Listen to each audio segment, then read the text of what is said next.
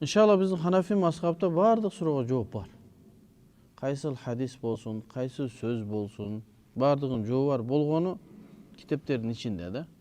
Ага кээ бир адамдардын колу жетпей же китеби жок, анан башка бирөөлөр күмөн берет, анан ошол күмөндөн улам ал суроонун жообун билбей жүрөт да, анан ошол биздики ушул жообубуз деп жүрөт да.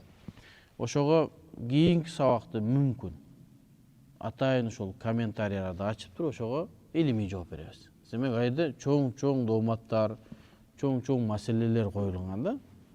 Силер мынтип атасыңар, мындай го деген маселелер бар. Же болбосо кийинки сабакта кадимгидей эле сабак кылабыз да, аны офистен жооп беребиз.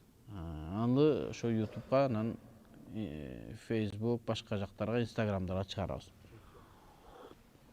Менин кубанганым, Казакстандан дагы бизге жооптор жазып атышат да, мындай жакшы эмес жооптор. Демек Казакстанда дагы туугандарыбыз угуп атат экен да. Казакстандан көптөгөн биздин бир туугандарыбыз бар, бабалар. Ошол биздин сабактарыбыз жакшы болуп аткандыгын, пайдаланып аткандыгы жөнүндө көптөгөн каттар бар. Ошолордун арасында демек ал жактардагы биздин маалыматыбыз жетип атат экен деген сөз. Азыркы мезгилде баягы интернет жайылган мезгил. Демек жакшы жака угуп атабыз деген сөз, Эгерде биздин сөзүбүздү кээ биркилер бар да, аны укпагыла, такыр укпагыла деген адамдар дагы бар да. Такыр укпай койсо биз эмнени сүйлөп атканыбызды билбей эле жөн эле жаман көрө берет да. Угуп берсе, иншалла эмне болот? Пайдасы тиет иншалла. Себеби биз айтып аткан маселелер бардыгын китептен айтабыз. Алла биздин оюбуздан бир да пикирди айтпайбыз. Болгону бар китептегини чечмелеп, кеңейтип беришибиз мүмкүн. Эч качан өзүбүздүн оюбуздан бир нерсени айтпайбыз. Эрежеде жок, мазхабта жок. Себеби эрежеде жок, мазхабта жок нерсени айтуу шарият деп. Бул тозокко болгон бир кадам. Себеби бул Аллах Тааланын дини. Аллах Тааланын динине биздин өзүбүздүн оюбузду айтуубуз мүмкүн эмес. Болгону кээ бирки эрежелерди чечмелешибиз мүмкүн, ачыкташыбыз мүмкүн, мисал келтиришибиз мүмкүн. Бирок ал түпкүлүгүндө бир эреженин негизинде. Ошого кээ бирки бир туугандарыбыз дагы айтыптыр да, бул эгерде Хасан бин Зият Лу'лу'ийдин сөзүн албай турган болсок, анда сеникини вообще албаш керек депчи. Хасан бин Зият Лу'лу'ийлер алар эрежелерди айтат. Ханафи мазхабта кабыл алынабы, алынбайбы, аны ахлу таржих алымдары Хасан бин Зият Лу'лу'ийдин сөздөрү мазхабта кабыл алынбайт. Илля лид-дарура. Бир зарчылык болуп калса, башка фатвага амал кыла албай калсак, анда ахлу таржих ошол замандын муштахид фил мазхабка жеткен жанагы илимдин ошол мазхабтын ичинде сүйлөй ала турган алымдар мүмкүн Хасан бин Зият Лу'лу'ийдин сөздөрүн дагы алышыбыз мүмкүн. Ал Абу Ханифадан кээ бир маселелерди риваят кылат. Мен эч качан мен өзүм бир нерсе айтпайм. Мен ошол китептеги нерселерди гана силерге жеткизип берем. Бүгүнкү маселе. Баштадык банда. Бисмиллахир-рахманир-рахим. Алхамдулилlah, салату вассаламу аля расулилlah. Бүгүнкү маселе парыз намаздан кийинки зикирлер жөнүндө. Бизде ошол бир көйгөй маселе бар. Адамдар фарз намазды окугандан кийин арт жака жылып башташат. Кээ бирки адамдар ассаламу алейкум рахматуллах, ассаламу алейкум рахматуллах, Аллахумма антассалам ва минкассалам табаракта я зал жалал вал икрам дегенден дароо сүннөткө турабыз да. Биз тарбия көргөн, пайгамбарыбыздан мурас болуп келген нерсе ушул да. Анан кээ бирки мусулман бир туугандарыбыз деп ошол мезгилде сыртка жөнөгөндө эмне деп чыгып атышат алар? Муну кылып аткан иш бидат деп чыгып атат. Ошол бидатка мен ошол жерде туруп калбайын, бир балет түшө турган болсо ошол жерде болуп калбайын, бидатка мен шериктеш болуп калбайын деп чыгып атат да. Алардын пикиринде ошол бидат. Азыр маселе чечебиз. Ошол эле мезгилде андан да жаманыраак бир амалга туура келип калды. Себеби башка намаз окуп аткандын астынан өтүш күнөө экендигин унутуп калып атат. Башка бирөөлөргө зыян берүү андан да күнөө экендигин. Биздин айтып аткан маселебиз ал бидат эмес. Азыр далилдейбиз. Бидат эмес экендигин далилдейбиз азыр. Экинчиден ошол өтүп атканда пайгамбар саллаллаху алейхи вассаламдын хадиси бар, эми маанисин айтып кое берейин, биздин темабызга байланыштуу болбосо дагы. Ким бир намаз окуп аткандын астынан өтүү кандай күнөө экенин билгенде, ал 40 Вакыт токтогон болот дейт. Алымдар айтат 40 жылбы, 40 айбы, 40 күнбү, 40 саат бачыктаган эмес. Кандай болгондо дагы намаз окуп аткандын астынан өтүп кетүү күнөө экендигин айтат. Биздин Ханафи мазхабында астынан бирөө өтүп кетип атса, болгону тасбих гана айтат. Субханалла дейсиң, күнөө кылып атасың, токто ордуңда дейбиз. Эми Субханалланын аркасында ушу сөздөр бар да. Токто десеңиз намазыңыз бузулат. Башка мазхабтарда туқатил дейт. Согушасың дейт. 4 нары дейт. Шафи мазхабында. Эмнеге десе фа иннаху шайтан дейт. Өтүп аткан шайтан дейт. Ошо шайтандын сүрөтүнө окшоп калбашыбыз керек. Хадисте келип атат. Намаз окугандын астынан өтүү бул шайтан дейт. Шафи мазхабында аны менен согуш дейт. Тарт дейт, мойнунан тарт бери көзөт. Намазың бузулбайт дейт. Бизде жок. Тасбих гана айтабыз. Субханалла, субханалла дегенде өтүп кеткен адам билбей өтүп аткан болсо, демек күнөө иш кылып аткандыгын билип аркага кайтышы керек, Демек, ушул парыздын аркасынан дароо сүннөт окубастан ишке чыгып кеткен же зикир чалып отуруп алып, элдер сүннөт окуп атканда, зикир чалып атканда сүннөт окуган адамдарга жаман сүрөт көргөзүп атат. Элдердин баары тасбих кылып атса, анан кийин сен туруп алып намаз окуп атасың да, сенин кийимиң дагы, сенин бетиң дагы баары элге көрүнүп атат, жаман көрүнүп атат. Бул өзү ошол жакшы нерсе эмес. Бул нерсени шариятыбызда кайтарган, адамдардан өзгөчө болууну шарият кайтарган. Кийимиңде болсун, адеп ахлагыңда болсун, кылган кылыгыңда адамдардан өзгөчөлөөнү шиар деп коет. Шарият тыйган. Адамдардан башкача болуп кийинип алганды көргөндө элдин баары карай турган болуп, жанагы бир блогер бар го, мал базарга аппак кийинип алып барды го. Элдин баары таң калып карап атат. Ошо шиар болот. Мал базарга андай кийим менен барбайт. Именно ал өзүнө көңүл бурулуп, ошого контекст эмне деп коет? Просмотр жыйнаш үчүн ошону кылып атат да. Аны шариятыбызда тыят. Адамдардан өзгөчөлөөнүн адам менен эл бол деген кыргыздын сөзү бар. Ошого ошол намаздарда дагы адамдардан бөлүнүп калбаш керек. Эми мүмкүн алардын пикиринде ушул кылып аткан иши туура болуп атат. Себеби аны устаздар ошентип үйрөткөн болуусу мүмкүн. Себеби ал жерде бидат болуп атат, бидаттан сен жыл. Сен пайгамбарыбыз саллаллаху алейхи вассаламдын амалын кыл дейт. Пайгамбарыбыздын амалы бизди кылып аткан амал. Алар кылып аткан пайгамбардын амалына мүмкүн окшобой калышы мүмкүн, окшоп да калышы мүмкүн. Бирок азыр баяндагандан кийин бааны өзүңүздөр бересиңер. Негизинен намаздардан кийин зикир чалуу бул сүннөт амалдар. Ал эми намаздардан кийинки сүннөт намаздарды окуу бул суннат муаккада. Бекемделген сүннөт. Алымдарыбыз айтат, суннату муаккада адамдардан талап кылынууда важиптей талап кылынбаса дагы күнөөдө бирдей эле дейт. Суннат муаккаданы таштап коюу. Суннат муаккаданы таштаганда Пайгамбар саллаллаху алейхи вассаламдын шафаатынан булат. Ал эми зикир чалуу бул сүннөт гана, жөнөкөй сүннөт. Ал эми намазды окуу суннату муаккада, бекемделген сүннөт. Эгерде мындай жалпы эреже менен айта турган болсок, суннату муаккада менен жөнөкөй сүннөт бир келип калды, талашып калдык. Абу Ханифанын даражасына чыгып калдыңар да эми мисалы, муштахид мутлак болуп. Кайсынысын мукаддам кылынат? Десе муаккада мукаддам кылынат. Эгер важип менен муаккада бир келип калса, важип мукаддам кылынат. Эгер фарыз менен важип туура келип калса, фарыз мукаддам кылынат. Ага бир эреже катары, эгерде сиз кирдиңиз дагы бисмилла деп пешинин астындагы сүннөттү окуйын деп атасыз да, суннат муаккада. Баштайын деп атсаңыз, камат болуп фарыз башталып калды. Фарыз башталып калгандан кийин сүннөт токтотосуз. Эмнеге? Суннат муаккадага билип атабыз. Бирок фарыз башталып калганда суннат муаккадага жол жок. Себеби фарыз суннат муаккададан жогору турат. Фарызды таштап, мен суннат муаккада кыламын деп намаз окуу күнөөкөр болосуң. Пайгамбар кайтарган. Bunun için usul ilimin, fiqh ilimin terеңирээк билгенге аракет кылышыбыз керек. Дагы бир маселе, эгер намаз окуп атсаңыз 4 рекеттик намазда Экинчи рекетинде аттахиятка отуруунун өкүмү эмне? Важип. Экинчи рекетте аттахиятка отуруу важип.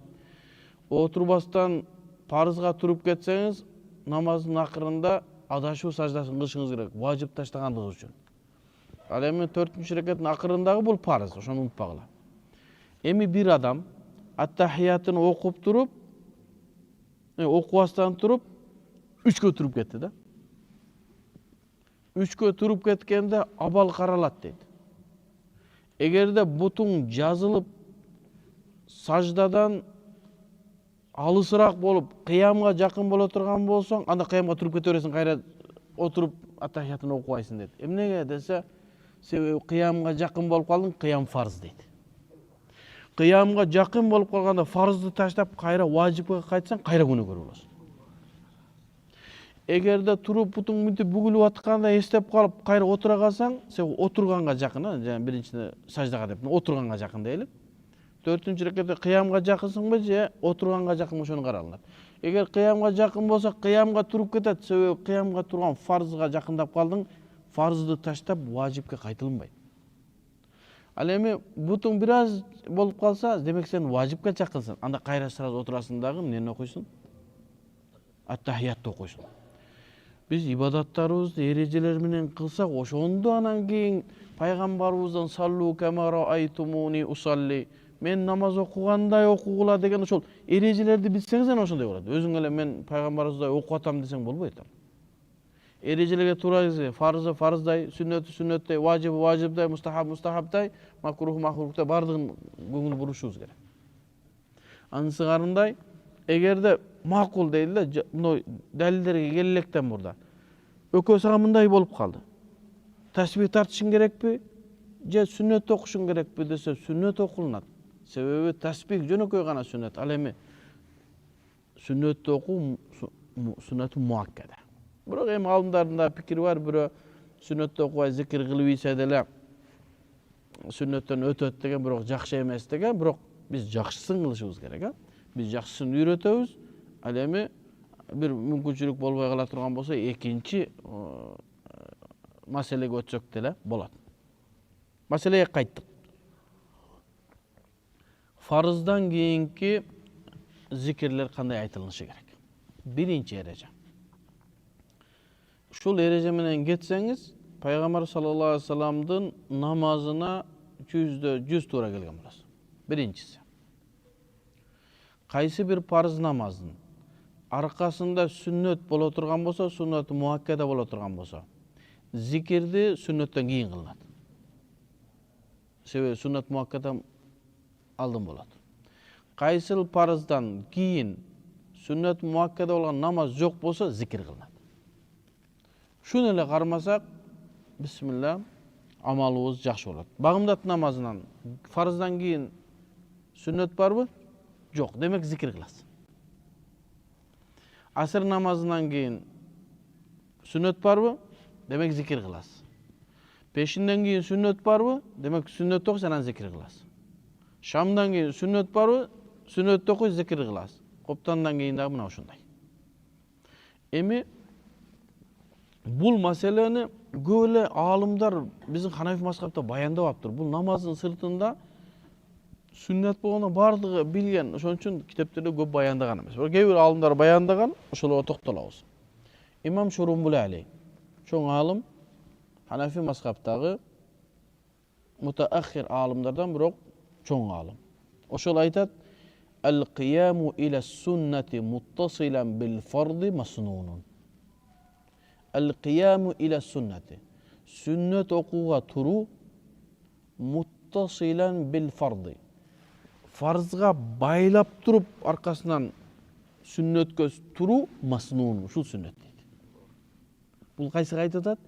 Эгерде парыздан кийин сүннөт бар боло турган болсо, Эми ошону өзү чечмелеп, бу айткан биринчи Нурул Идах деген китебинде айтат. Андан кийин Маракыл Фалах китебинде ушул баянда ушинтет. Ал-кияму иля адаис сунна. Сүннөттү окуу үчүн туруу аллати тали ал-фарда. Фарыздан кийинки сүннөт. Демек фарыздан кийин кээде сүннөт болот, кээде сүннөт болбойт. Бул маселе эмне? Фарыздан кийин сүннөт бар маселени айтат. Muttasilan bil fardı. Namazdan farz namazga байлап туруп экинчи сүннөткө турасың. Ортосун бөлбөйсүң деген. Ушундай кылуу маснуну дейт. Мына ушу сүннөт дейт. Гайру аннаху юстахаббу al-faslu baynahuma kama kana sallallahu alayhi wa sallam idha sallama yamkuthu qadra ma yaqulu Allahumma antas salam wa minkas salam wa ilayka ya'udu salam tabarakta ya zal jalali wal ikram. Gayru deyt annahu mustahab deyt. Masnunga da mustahab koşulup atat. Al fasl baynahuma ökönün ortosun Peygamberimiz görgözgönдөй gana bölөбүz. Kanday bölöbüz? Peygamber sallallahu aleyhi ve sellem İza sallama eğer namazdan salam berse yamkuthu Peygamberimiz turatile kadrma yaqulu. Şu sözde aytkanга çeyin gana farzda turatile. Al ne etken? Allahumma entes selam minkas selam. Jana duabız. Andan keyin ne bolat? Eğer de andan keyin sünnet bolsa da o sünnetke turgan al boyunca bayan jok. Demek kadrma yaqulu. Uşul ölçömde gana oturat bolçu deydi. Demek andan uzak ölçömge oturmayt degen söz. Zikir kılıp oturmayt degen söz. Uşul ölçömde gana Allahumma entes selam minkas selam dep janagı duany aytat dile deydi. İmam şurun bulaylı mına uşul jerde maseleni toktodu. Andan keyin bul hadisти başka da bir hadis var. Bunu Abdullah ibn Mas'ud'dan rivayet kılıngan hadis. Bunu İmam İbn Huzayma özünün sahih kitabında Sahih İbn Huzayma. Bizde Sahih Bukhari Muslim, ana Sahih İbn Huzayma, Sahih İbn Hibban degen de sahihler var. Biroq al ökönün sahihligi Sahih Bukhari menen Sahih Muslimge jetpeydi. Biroq sahih ança mınça içinde gana problemana bolboso sahih dep atalıngan alımlar aga bardığına bağ bergen. Abdullah ibn Mas'ud'dan rivayet kılıp aytat. Qala kana rasul kim aytat Abdullah ibn Mas'ud. Kana Rasulullah sallallahu aleyhi ve sellem iza sallama fi's salati eğer de namazda salam bergen bolsa la yeclisu illa miqdara ma yaqulu. Oturbayt ele bir uşul gana ölçömde oturat bolçu deyt. Kanday ölçöm? Allahumma entes selam ve minkas selam tabarakta ya zal jalal vel ikram boldu. Andan keyin je elge burulat da zikir kılat, je sünnetke turat. Bolgonu bu dedi Abdullah ibn Mas'ud emne sebepten la yeclisu illa miqdara. Uşul ölçömde gana oturat dedi. Demek andan keyin je sünnetke turuş gerek. Je zikirge kılış gerek. Ha? Bunu Sahih İbn Huzayma'da 1. tom 362. bet mendegi basmasında bu hadistin nomeri 736. hadis. İmam A'zami degen çoğun alım bolgon. Bul İmam Anwar Shah Kashmiri degen çoğun Indiyadan ötken alım var. Oşonun şakirti İmam A'zami. Hadis iliminde en çoğun alım. Oşol ne deptir? İsnaduhu sahihun. Bunun senadı sahih delilge jarayt dedi. Ha? Andan keyin Peygamberimiz sallallahu aleyhi ve sellem uşul ölçömde gana oturup andan keyin ne kılgan? Je zikir kılgan, je sünnetke turgan. Emi şol bizim Müslüman bir tugandarыбыздын alıp gelgen bir dalili var. Al dalil kanday dalil? Fi dubri kulli salatin degen. Her bir namazın arkasından zikir kılış gerek. Dubur arkasından degen sözde aytıp ele boldu. Parzdan keyin kılış gerek. Sünnet baş ortpayız. Zikirdi namazın arkasından kılış gerek. Duburu kulli salatin dep atabı. Her bir namazın arkasından dep atabı. Dubur degen arkası degen söz. Boldu. Sünnet oku dep atkan jok. Zikirdi farzın sıraz arkasından okuş gerek dep mına uşul түшүнүк менен жүрүшөт. Hadisти alıp. Эми ошолордун устаздары ошолор түшүнгөндөй түшүнөбү экен же башкача түшүнөбү экен ошону карайбыз. Алардын эң күчтүү устаздары да Имам Ибн Теймия, Имам Ибн Кайым да. Ошолор дубуру кулли салатин, ар бир намаздын аркасынан дегенди ушулар түшүнгөндөй түшүнөбү экен же башкача түшүнөбү экен карайбыз азыр. Кала Ибн Кайым рахимахуллаху таала бул кайсы китебинде айтат? Задул Маат деген китебинде. فيما كان رسول الله صلى الله عليه وسلم يقوله بعد انصرافه من الصلاة. Peygamber sallallahu aleyhi ve sellem namazdan boşagandayın şunday dep aytat ele ve julusuhu ve julusihi ba'daha ошо парыздан кийин отуруусу ва сур'ату инфиталихи минха. Бау дайым кыблага карап отурбастан дароо бурулат эле дейт. Эмнеге бурулат? Ма шарa'аху ли умматихи минал азкар ва кираат ба'даха. Ушул жерден проблема болот. Не намаздан кийин азкарлар, кырааттар бар болгондуктан кыблага карап турбастан дароо бүткөндөн кийин дароо бурулат эле. Эмнеге дейт? Зикирге дейт. Бул Ибн Кайымдын айткан сөзү бул фарыздан кийин сүннөт жок айтылып атат. Кана иза саллама ястагфиру саласан, эгер салам берсе 3 жол астагфирулла дейт эле дейт. Ва кал Аллахумма антас-салам ва минкас-салам.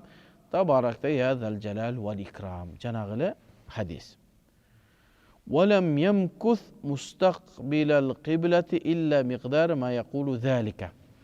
Пайгамбарыбыз эч качан кыбланы карап ушу ойдон турбайт эле, бирок кыбланы ушу астагфирулла, астагфирулла, астагфирулла 3 жолу айткан, анан Аллахумма антас-саламды айтканга чейин кыбланы карайт, анан бурулат эле дейт. Бал ясри'у инфитала илал маъмумин. Аркасындагы арка уйгандарга сразу бурулат эле дейт. Эми ушуга далил. Ан Уқбат ибн Амир радияллаху анху риваят кылган хадисте кала амарани Расулуллах саллаллаху алейхи вассалам. Пайгамбарыбыз мен ушинтип буйруду дейт. Уқбат ибн Амир сахаби. Ан акра'a бил муаввизати фи дубри кулли салатин. Мени муаввизат бар го. Кул аузу раббил фалак, кул аузу бирбин насти фи дубри кулли салатин. Ар бир парыз намаздын аркасынан ушуну айтуумду буйруду дейт. Ушул хадисте кармады да дубру кулли салатин деп туруп эле намаздан кийин ассаламу алейкум дегенден кийин эле эмнеге отуруп атышат? Зикирге отуруп атышат, сүннөттү окубастан. Бул хадисти өзлөрүнүн акылы менен түшүнүп алгандан ушундай проблема болду. Азыр устаздар башкача айтат, карап тур. Раваху Абу Хатим ва Ибн Хиббан. Ушул хадисти каякта айткан? Абу Хатим, Ибн Хиббан өзүнүн сахихинде, Хаким Мустадрак деген китебинде ва кала сахихун ала шарти Муслим. Бул хадис сахихтер. Демек, ида намаз окса кара бил муаввизат, кул аузу бил фалак, насти окуп туруп окуш керек. Качан? Фи дубри кулли салатын. Ар бир намаздын аркасынан деди. Эми Шейх Ибн Кайым дубру сала, намаздын аркасы дегенди түшүндүргүсү келип атат. Ва дубру сала ха хуна яхтамилу кабла салам ва ба'даху. Намаздын аркасынан деген нерсе өзүнө эки нерсени камтып алат дейт. Кабла салам ва ба'даху. Башкача айтканда дубру сала деген намаздан салам берип чыгаректе да дубру салат деп айтылат экен. Намаздан кийин да дубру салат деп айтылат экен. Түшүнүктүбү? Ха хуна яхтамилу кабла салам ва ба'даху. Кабла салам деген демек намаздын ичинде деп атат. Намаздын ичинде зикир кылуу дубру салатты максат кылынышы да мүмкүн дейт. Ва кана шейхуна рахимахуллаху. Шейхи ким? Ибн Кайым, Ибн Теймия. Кана шейхуна рахимахуллах юраджиху ай якуна кабла салам. Ибн Теймия бизге таржих кылып ушул сөздү бекемдейт эле. Дубру салат дегенде максат ай кабла салам, намаздын ичинде дейт. Бизде намаздын ичинде дуа бар го. Аттахиятты окуйбуз, анан салаватты окуйбуз, анан Раббана атина фид дунияны айтабызбы? Муна ушул дубру салат дейт. Түшүндүңүзбү? Юраджиху ай якуна, эмне себептен таржих кылып атат? Себеби Ибн Кайым айтат, дубру сала деген эки нерсени өзүнө камтып алат дейт. Намаздан кийин же намаздын ичинде дейт. Кабла салам ва ба'даху дейт. Бирок Ибн Теймия эмнени таржих кылыптыр? Муну фи дубру кулли салатын дегенде намаздын ичиндеги дептир. Кабла салам. Юраджиху якуна кабла салам. Саламга чейин дубру сала болот. Фаражатуху фихи. Анан мен ушу кыжалат болуп, кайра устазыма эмне кылдым дейт? Кайттым дейт. Ушул кандай болуп калды? Бул дубру сала дегенде намаздан кийинкини айтпайбызбы? Эмнеге сен намаздын ичиндеги айтып атасың десем, факала дубру шей минху. Бир нерсенин аркасы деген нерсе ошондон болот дейт. Ка дубрул хайван. Кандай эле бир айбандын арты десең, анын арты айбанга жабышып турабы? Demek ушул айтылат. Себеби дубур сала десе намаздын ичинде болуш керек дейт. Буну кайсы китебинде айтыптыр? Задул Маат китебинин 1-тому 341-аятында, бетинде.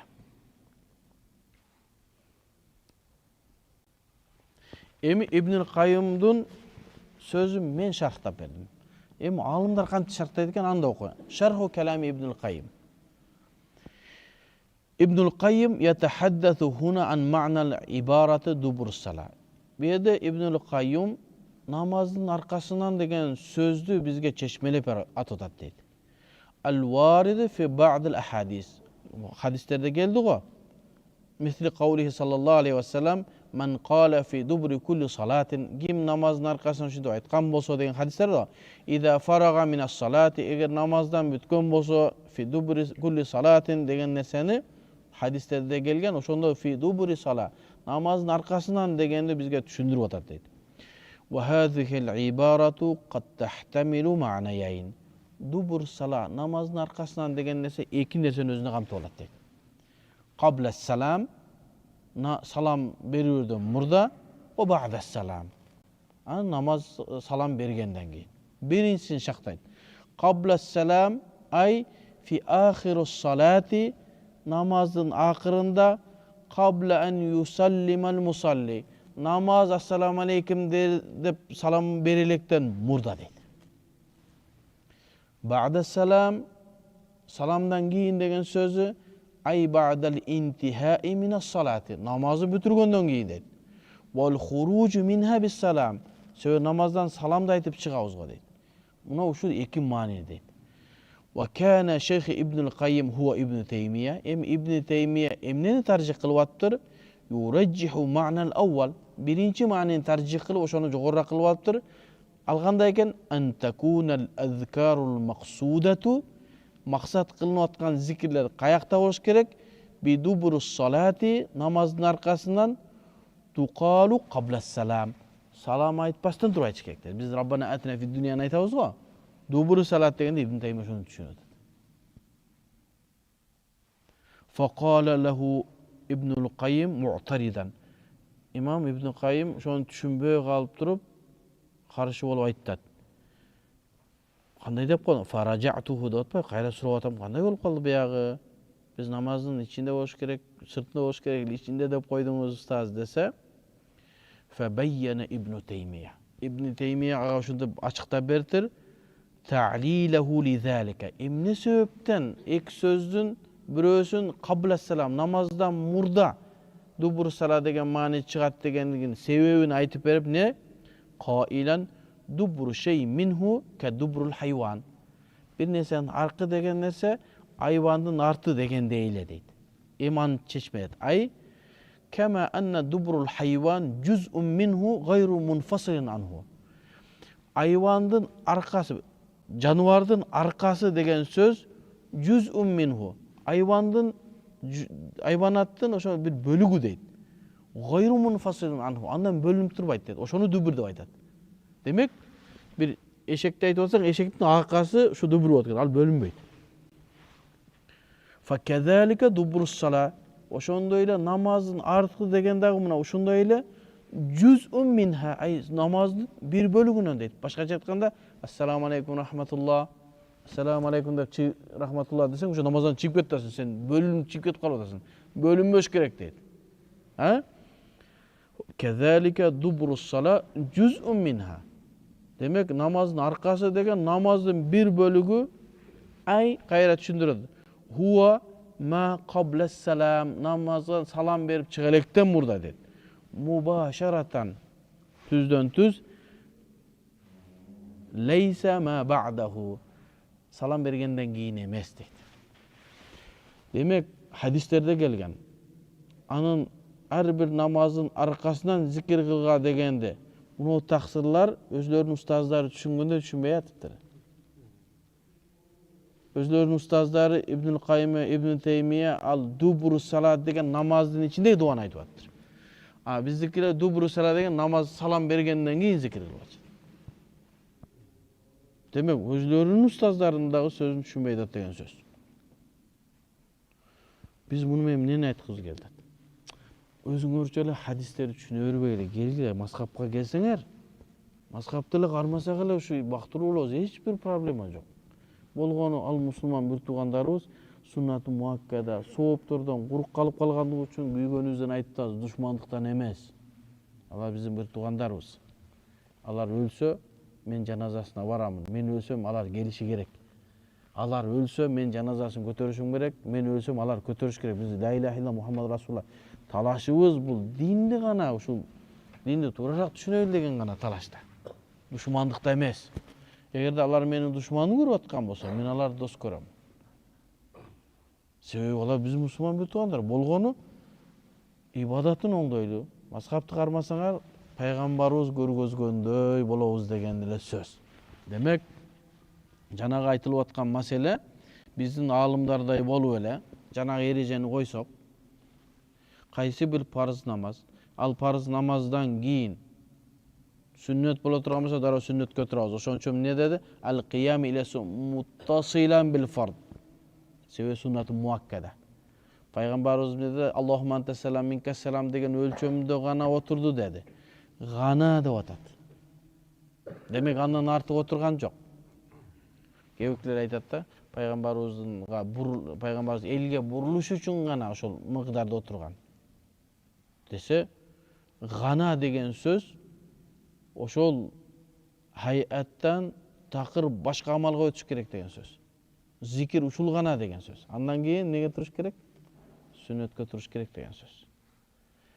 Абдуллах ибн Мас'уд бизге эмне деп түшүндүбү? Ида саллама фи сад ла яджис илля миqdara ма якул Аллахум. Бунда эч кандай бурулуш деген жок. Намазга салам бергенде ушул өлчөмдө гана отурат dedi. Болду, бүттү. Ибн Кайым гана бурулганын айтып атат. Хадисте Абдуллах ибн Мас'уд риваят кылганда, Кана Расулуллах саллаллаху алейхи ва саллям ида саллама фи салат, намазда салам берсе, ла яджлису илля миqdara ма якул. Шу Аллахумма анта салам минка салам дегенге чейин гана отурган дейт. Демек андан кийин же зикирге барыш керек, эгер сүннөт бар боло турган болсо. Сүннөт жок боло турган болсо, сүннөткө туруш керек деген маселе. Эми биз айтып атабыз да, биздин Ханафи мазхабтын фиги мутаварис, мурас болуп, коомдон коомго, ооздон оозго көз менен көрүлүп, кулак менен угулуп келинип аткан амал да. Пайгамбарыбыз саллаллаху алейхи ва саллям сахабалары пайгамбардын намазы кандай болсо көрүп, анан ушу Куфага келди. Куфадагы Абдулла ибн Мас'уд сахабалар Куфада табииндер ошондой көргөздү. Ошону көрүп, угуп, мисалы үчүн бизде бирөө намаз үйрөнгөн атса, биз эмне деп атабыз? Эң жакшы намаз үйрөнүүнүн шарты жамаатка бар дейбиз да. Жамаатка барыңыз. Эчтекени билбейм, жамаатка бар. Дарат алып туруп жамаатка бар. Эл эмне кылса кыла бер. Анан элди көрүп намазын оңдоп кетет. Сахабалар келгенде дагы намазды кандай окуш керек? Сахабаларды көрүп намаздарын оңдошот. Сахабалар кандай намаз окуса, табииндер ошентип намаз окуган. Сахабалар намазды каякта кантип үйрөнгөн? Пайгамбарыбызды көрүп үйрөнгөн. Эми ошол табииндер Ибрахим Нахаи дейбиз, Алкама дейбиз, Таус дейбиз.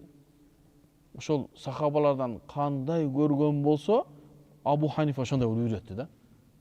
Башкача үйрөткөн жок да. Башкача үйрөтсө, анда башка сахабалар айтат эле, силер аманатты туура кылып атасыңар. Сахабалар минтип намаз окуйт болчу, сен минтип атасың деп эртең эле айтылат да. Себеби айтканбыз, Ибрахим Нахаи бул дүйнөдөн өткөндөн кийин Абдулла ибн Мас'уддун ордуна ким отурду? Абдулла ибн Мас'уд фатва берип атты. Бул дүйнөдөн өткөндөн кийин өтөргө жакын айтты: Абдулла ибн Мас'уд, сенден кийин мен лана кимди бизге таштап атасың десе, Алкама деди. Абдулла ибн Мас'уд бул дүйнөдөн өткөндөн кийин Алкама Абдулла ибн Мас'уддун ордуна отурду. Алкама бул дүйнөдөн өткөндөн кийин Шура менен чечилип, Алкаманын ордуна Ибрахим Нахаи отурду. Сабак берди. Ибрахим Нахаидин ордуна ким отурган баягы сүйлөшкөнбүз, Абу Ханифа бол бардыгы барып, Хаммад ибн Аби Сулайман отурду. Кимдин? Ибрахим Нахаидин жолун улантып. Хаммад ибн Аби Сулайман өткөндөн кийин анын ордуна Абу Ханифа отурду. Анын ордуна Абу Юсуф отурду. Ошентип Bizge ilim üzülböй келетат. Ортодон бирөө тык этип намазды башкача айткан жок. Мына ушул намазды ошо силсила менен келетат. Мына ушундай намаз окулуш керек деп. Ошого китептерге жазылып атат. Эгерде сүннөттөн парыздан кийин сүннөт болсо сүннөт окулунат, сүннөт жок болсо зикир кылынат. Эми эмнеде дагы бир маселе бар, олорду сүйүндүрө турган, сүйүндүрүп кое берели.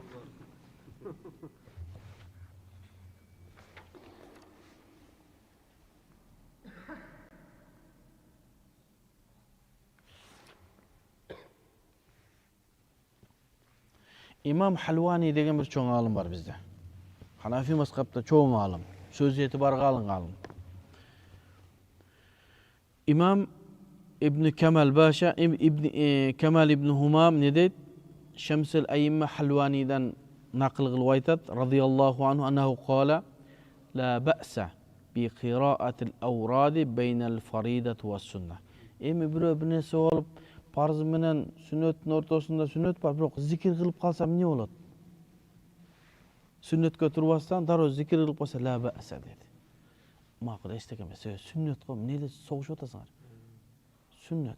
Biroq la ba'sa degen nege aytılınat? Ay xilafil awla. Жақшырағы sen sünnet okuşun gerek bolsa, zikir kılıp otasың men mayli. Sunnat muakkadan taştap sünnet atkarıp atsın mayli. Biroq жақшырағы kayсы bolsa deydi? Sünnet götürüş gerek bolsa. Oşonu la ba'sa bihi degen söz daima aytılganda xilafil awlaga aytılат. Egerde fik kitaplarımızda bir jerde la ba'sa dep gelse, la ba'sa degen problem emas degen söz da. La ba's degen problema. La ba'sa degen problem emas degen söz. Dese, demek xilafil awla, жақшырагы berki bolçu, makul em kılsang bolaver. Biroq em ököteň sünnet bolup atkandan soğuşpaylı dedi. Vacip bolsa aytat elek, jok toktot depçi. Ököteň sünnet, birөө küçötürgön sünnet, birөө em uşunday bolup kalsa deydi. Anı bizim ustazımız Salah Abul Hac çeşmelep aytat, innema qala la ba'sa. Ay problem emas dep aytkandygy li'annal maşhura min hadihi'l ibara isti'maluha fima yakunu khilafuhu awla. Kaçan bizim fuqahalar bul ibarany şu sözdü koldonsa demek andan berki neme жақшырақ, biroq şunun karşısına, жақшынын karşısına kılıp atasın degen sözge koldonulat dedi. Fakana ma'naha, anı manisi şunday bolat. Annal awla alla yaqra'al awrada qabla sunnah. Жақшырагы sünnetde okubastan zikir kılbagın deydi. Law fa'ala, jok sünnetde okubastan zikir kılıp alsa la ba'sa bihi, makul. Jana taksılar zikir kılıp alsa mayli. Bu жақшырагы biz menen çoğu sünnet götürüp, biz menen çoğu zikir kılsa жақшы bolat. Al emi basıp ketkendigi eldi aralap. Günü vatta sünnet okup atkanda. Fala tasqutu sunnetu bi qira'atihi zalik. Em ortada zikir kılıp koyu menen sünnetin soğunan kurup kaldı dep aytpayбыз dedi. Sebep sunnat muakkadan atkara berdik dedi. Ha? Hatta iza sallaha ba'dal awrad taqa'u sunnatu muakkada. Şu zikirlerden kılsaң giyin dele sünnet muakkadan okusaң sunnat muakkada degen soğupqa jete beresin dedi. Mına uşun nerseni Fatih jana İmdad başka kitaplarda bayandaptır. Gamzul Uyun degen kitapta emne deptir? 3. tomun 54. betinde aqulu la ba'sa yasta'milu lima tarkuhu awla. La ba'sa yusta'malu lima tarkuhu awla. La ba'sa degen söz kaçan aytılат? Sevan taşto жақшыраак болгондо. Муну кылба, беркини кыл деген aytат. Wa ma tarakahu awla marji'uhu ila karahat tanzih. Em şu makruh tanzihi bolat dedi.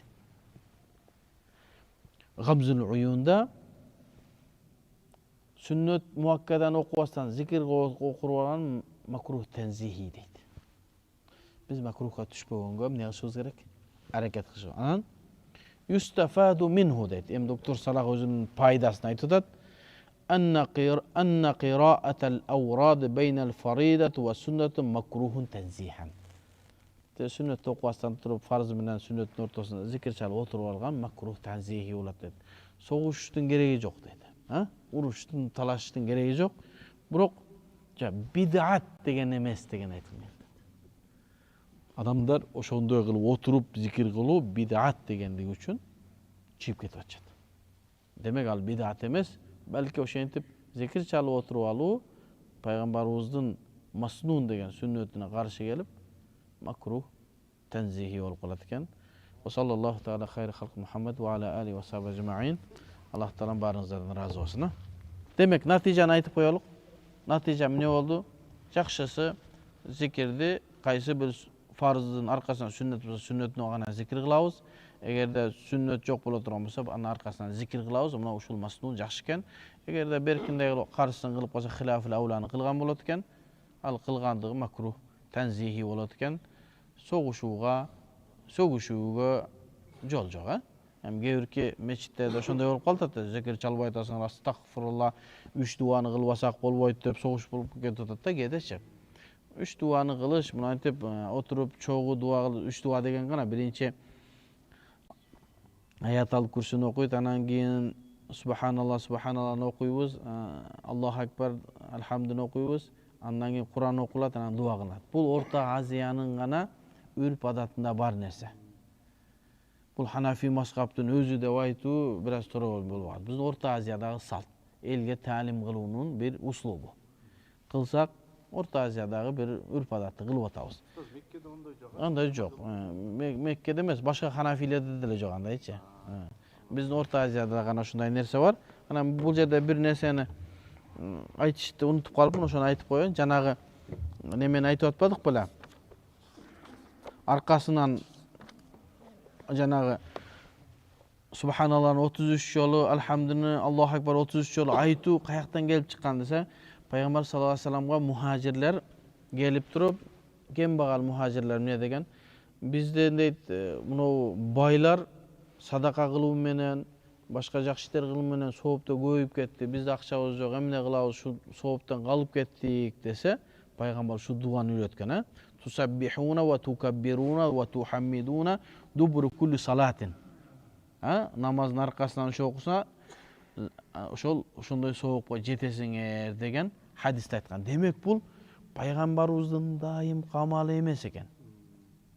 Je bolboso bayagı sünnet-i muakkada emes. Sünnet-i muakkada постоянно kılgan amalı da. Demek Peygamberimiz zikir kılgan, sünnet-i muakkadan namazda okugan, birok bizge dalillerin negizinde namazdan keyinki sünnetler bu sünnet-i muakkada. Ana uşul dalillerden alıp zikir çalуу bul jönü gana sünnet. Natijada ошол эгерде farz менен сүннөттүн ортосунда зикир кылып ийсе деле ла бa'са bihi makruh tanzihi болот деди. Аллах разы болсун.